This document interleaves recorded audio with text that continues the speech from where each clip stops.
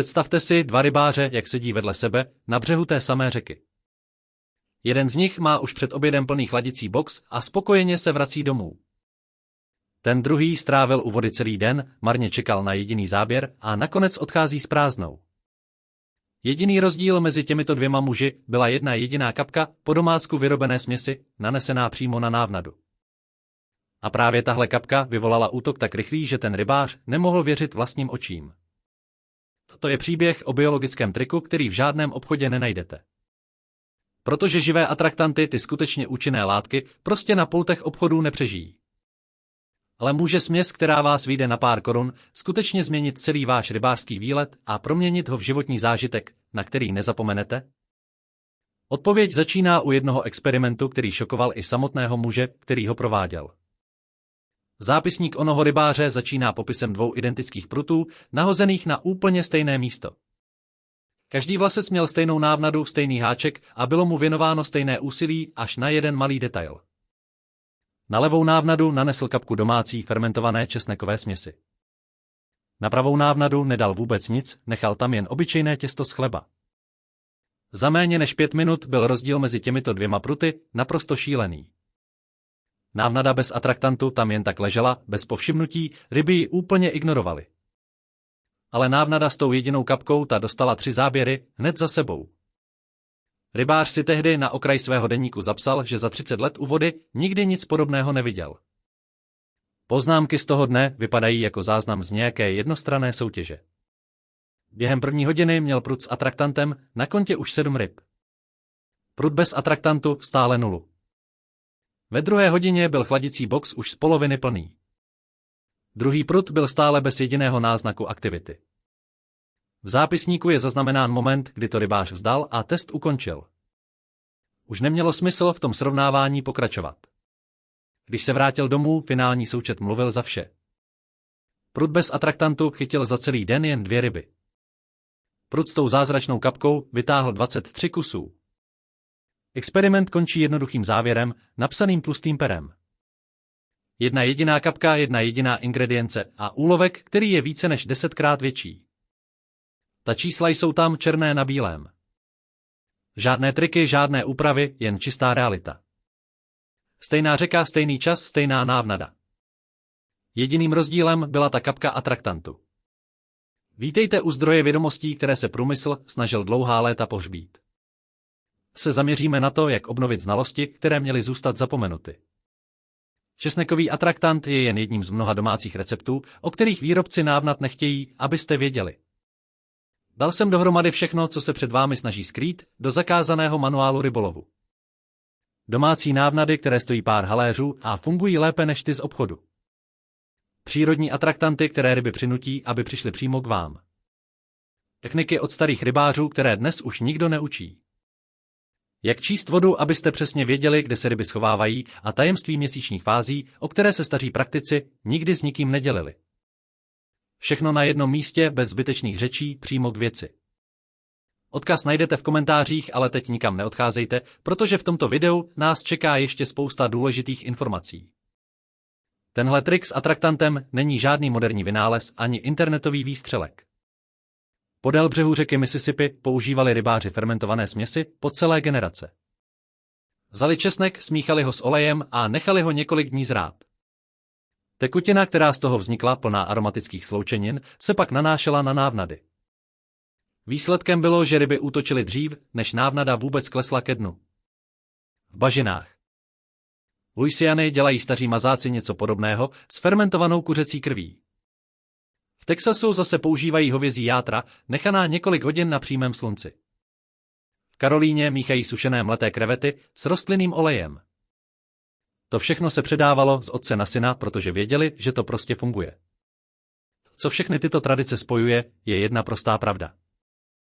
Silně zapáchající směsi dělají něco, co kupované návnady z obchodu nikdy nedokážou. Vysílají vodou chemický signál, kterému ryby nedokážou odolat. Přivolávají hejna z velké dálky a spouštějí u nich instinkt k útoku. Ten recept na fermentovaný česnek, který vás teď naučím, není jen nějaký izolovaný trik. Je to ta nejjednodušší a nejrychlejší verze postupu, který provází lidstvo po generace.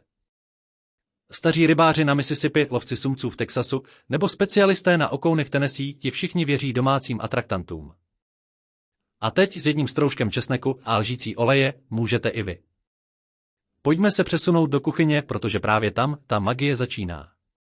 Budete potřebovat 3 stroužky česneku, které musíte pořádně rozdrtit. Můžete použít hmoždíř nebo jen plochou stranu nože. Důležité je, aby se uvolnila všechna šťáva a vznikla ta lepkavá, silně aromatická pasta. Tu pastu dejte do malé skleničky, třeba od přesní dávky. Teď přidejte 2 polévkové lžíce kuchyňského oleje. Může to být rostlinný, slunečnicový nebo kukuřičný, na tom tolik nesejde. Olej poslouží jako konzervant a hlavně ponese tu vůni česneku vodou přímo k rybám. Všechno to pořádně promíčejte, dokud nevznikne jednotná směs. Skleničku zavřete, ale pozor, neutahujte víčko úplně na doraz. Dejte tam malou škvíru, aby mohl unikat plyn, který vznikne při fermentaci. A teď přichází to tajemství, které dělá rozdíl mezi slabým odvarem a vražedným atraktantem. Nechte tuto směs odpočívat alespoň 24 hodin mimo lednici při pokojové teplotě. Čím déle tam bude ležet, tím silnější ten zápach bude. 3 dny to je ta ideální doba, takzvaný sweet spot. Česnek lehce zfermentuje a uvolní sloučeniny, které ryby detekují na obrovskou vzdálenost. Známkou toho, že je směs hotová, je ten pronikavý zápach, který vás udeří do nosu, jakmile sklenici otevřete.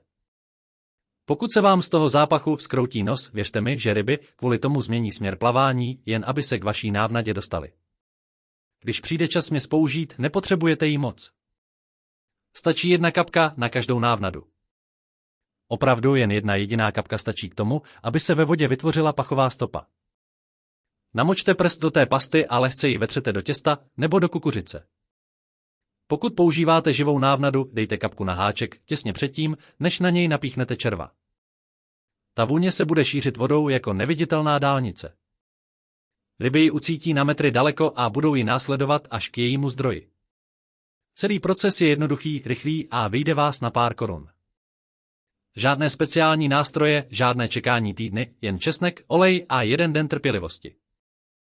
Proměníte obyčejné odpoledne v přípravu lektvaru, za který vám vaše pruty poděkují. Další krok je volitelný, ale pokud chcete účinnost ještě zvýšit, můžete přidat pár věcí. Za prvé špetku cukru, kterou vícháte do pasty. Ta sladkost přitahuje kapry a mury a cejny způsobem, který samotný česnek někdy nedokáže. Za druhé kapku vanilkového extraktu. Zní to možná šíleně, ale kapři vanilku milují a je to vědecky dokázáno. Za třetí čajovou lžičku mleté papriky. Ta červená barva ve vodě upoutá vizuální pozornost ryb a doplní tak ten silný zápach. Tento kompletní recept teď pokrývá 3 hlavní smysly ryb. Čiž díky česneku, chuť díky cukru a zrak díky paprice. To všechno doručíte v jedné pastě, která stojí pakatel a v lednici vám vydrží celé týdny. Každá tato ingredience je volitelná, ale společně vytvářejí super atraktant, který strčí do kapsy cokoliv z obchodu a to za zlomek ceny. Teď si pojďme vysvětlit, proč to vlastně funguje z vědeckého hlediska. Ryby mají neuvěřitelně citlivý čichový systém. Dokážou detekovat 1 jedinou molekulu pachu, rozpuštěnou v miliardách molekul vody. Je to, jako kdybyste vy ucítili vůni čerstvé kávy, kterou někdo vaří na druhém konci města. Když se česnek dostane do vody, začne uvolňovat sloučeniny síry. Tyto sloučeniny jsou ty samé, které se vyskytují v přirozené potravě ryb. Červy, larvy a malí korýši ti všichni uvolňují síru, když se pohybují nebo když jsou poraněni. Mozek ryby tento signál přijme a okamžitě ho vyhodnotí jako dostupnou potravu. Je to biologický spouštěč, který okamžitě aktivuje lovecký instinkt. Existuje ještě druhý mechanismus, který staří rybáři znali, i když ho neuměli vědecky vysvětlit. Fermentovaný česnek produkuje během rozkladu aminokyseliny. A aminokyseliny jsou přesně to, co ryby hledají, aby se nasytily. Když sumec nebo kapr ucítí ve vodě aminokyseliny, přestane dělat to, co právě dělal a jde přímo ke zdroji. Je to silnější než zvědavost, je to hlad aktivovaný chemií. V oleji má také svou důležitou funkci. Zajišťuje, aby ta vůně ve vodě vydržela déle, místo aby se hned rozplynula. Návnada s olejovým atraktantem funguje 20 nebo i 30 minut. Návnada bez oleje ztratí svůj pach za méně než 5 minut.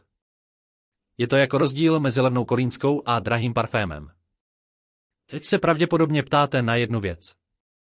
Pokud je to tak dobré, proč se to neprodává hotové v rybářských potřebách? Odpověď leží v biologii a v obchodním modelu. Živý atraktant s opravdovým česnekem a přirozenou fermentací na pultech prostě nevydrží. Ta směs uvnitř sklenice stále pracuje, fermentuje, uvolňuje plyny. Uzavřená nádoba by se mohla nafouknout, vytéct nebo dokonce explodovat. Obchody nechtějí podstupovat takové riziko ani mít s tím ty starosti. Že to, co vám prodávají, jsou syntetické esence, chemické verze, které vůni jen napodobují, ale nemají tu samou sílu. Jsou to laboratorní receptury, které stojí 500 nebo i 700 korun za lahvičku a vydrží v regálu věčnost, protože jsou mrtvé bez jakékoliv biologické aktivity. Ve srovnání s tím ingredience na domácí směs vás vyjdou na pár korun. 3 stroužky česneku, 2 lžíce oleje a trochu času. Neexistuje na to žádný patent, žádná tajná formule, jen recept, který zvládne každý během několika minut. Rybářské firmy nemohou profitovat z něčeho tak jednoduchého a rychle se kazícího. Takže průmysl raději zůstává u toho, co může kontrolovat. Stabilní produkty, které vydrží měsíce, ne dny. Pro každého, kdo je ochotný si to připravit doma, je tato mezera na trhu obrovskou výhodou. Živá směs se nevejde do krabice v obchodě, ale perfektně se hodí do výbavy každého, kdo chce chytit víc ryb a přitom utratit méně. Bezpečnost je stejně důležitá jako samotné výsledky. Česneková směs, i když je zředěná, je velmi silná. Pokud ji použijete příliš mnoho, můžete vodu přesytit a ryby spíše vyplašit, než přilákat. Ideální množství je skutečně 1 kapka na návnadu, nic víc. Větší dávky nezdvojnásobí účinek, jen zbytečně plýtváte produktem. Vždycky začněte testem. Ošetřete 1 návnadu a sledujte reakci. Pokud na ně ryby útočí, udělali jste to správně. Pokud ji ignorují, zkontrolujte, zda atraktant fermentoval dostatečně dlouho. Experimentování je součástí úspěchu. Některé řeky reagují lépe na jiné pachy. Kapři milují vanilku, sumci dávají přednost věcem na bázi krve, ale česnek, ten funguje téměř všude. Proto dalším krokem není přijmout tento recept. Jako absolutní pravdu, ale otestovat ho na vaší vodě, s vašimi rybami a ve vašich podmínkách. A pamatujte, pokud chcete získat kompletní znalosti, které se průmysl snažil pohřbít, všechny ty recepty na atraktanty, domácí návnady, čtení vody a vliv měsíčních fází, to všechno najdete v mém manuálu. Odkaz je v komentářích. Jsou to vědomosti, které měly zmizet, ale teď jsou ve vašich rukou. Dnes prodeje umělých návnad dosahují $1 miliard ročně po celém světě. Zatímco domácí řešení, jako je toto, dokážou proměnit váš rybolov za pár haléřů. Bariérou není biologie, ale zvyk a setrvačnost průmyslu. Zatímco ceny vybavení rostou a ryby jsou stále chytřejší, ta skutečná revoluce začíná ve vaší kuchyni, ne v obchodě s rybářskými potřebami. Chytat ryby tímto způsobem není o štěstí, je to volba. To si nanesete na návnadu příště, až vyrazíte k vodě? Nezapomeňte se přihlásit k odběru a kliknout na zvoneček, aby vám neuteklo žádné další video plné těchto zapomenutých tajemství. Rybaření je věda, ale také umění naslouchat přírodě a využívat to, co nám nabízí.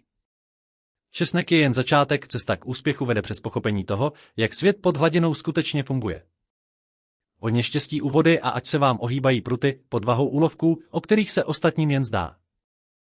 Každý nához s touto směsí je novou šancí na životní rybu. Tak na co ještě čekáte, jděte do kuchyně a začněte fermentovat, protože ta největší ryba vašeho života, už možná někde tam venku, čeká na tu správnou vůni. A vy teď už přesně víte, jak ji k sobě přilákat.